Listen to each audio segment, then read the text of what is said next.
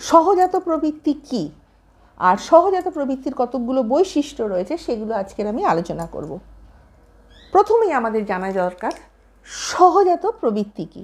সহজাত প্রবৃত্তি হলো এমন এক ধরনের আচরণ যা কোনো প্রাণীর মধ্যে জন্মগতভাবে বিদ্যমান থাকে। এটা শেখার প্রয়োজন হয় না, বরং জিনগতভাবে আমাদের মনের মধ্যে থাকে। যেমন বিপদে পড়লে ভয় পাওয়া এবং সেখান থেকে আমরা কিভাবে উদ্ধার হব।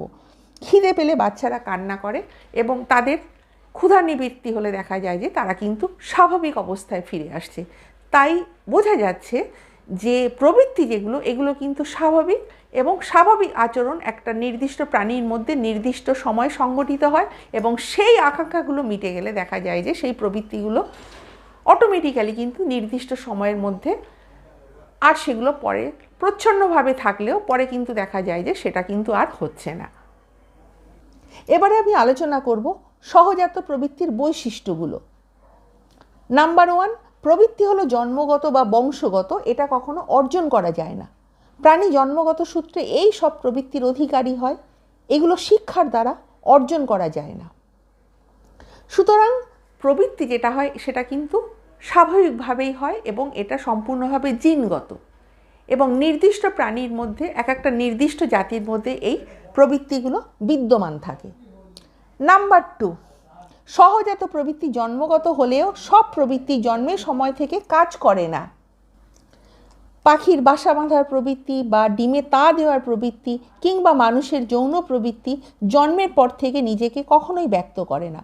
নির্দিষ্ট সময় হলে দেখা যায় যে তারা বাসা তৈরি করছে, এবং সেটা কখন হয়, যখন তাদের ডিম পাড়ার যখন সময় হয় সেই সময় কিন্তু তারা বাসা তৈরি করে। সুতরাং দেখা যায় উপযুক্ত সময় এগুলো আত্মপ্রকাশ করে।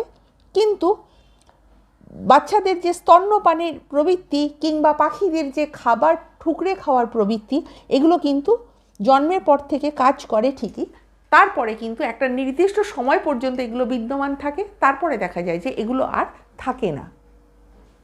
নাম্বার 3, প্রবৃত্তিমূলক কার্যগুলো শিক্ষাপ্রসূত না হলেও এগুলোতে দক্ষতার অভাব হয় না। প্রথম প্রচেষ্টাতেই পাখি নিখুঁতভাবে বাসা নির্মাণ করে।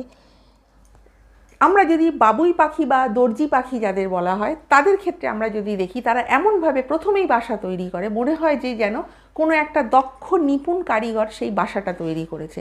কিন্তু এটা দেখা যায় যে তাদের কিন্তু এটা একটা সহজাত প্রবৃত্তি এবং তারা কিন্তু এটা জন্মসূত্রেই পেয়ে থাকে। কিংবা এই যে মৌমাছি এরা যে মৌচাক তৈরি করে, এটা কিন্তু কখনোই শিখে তৈরি করে না, এটা কিন্তু তারা দেখা যায় যে সম্পূর্ণভাবে সহজাত প্রবৃত্তি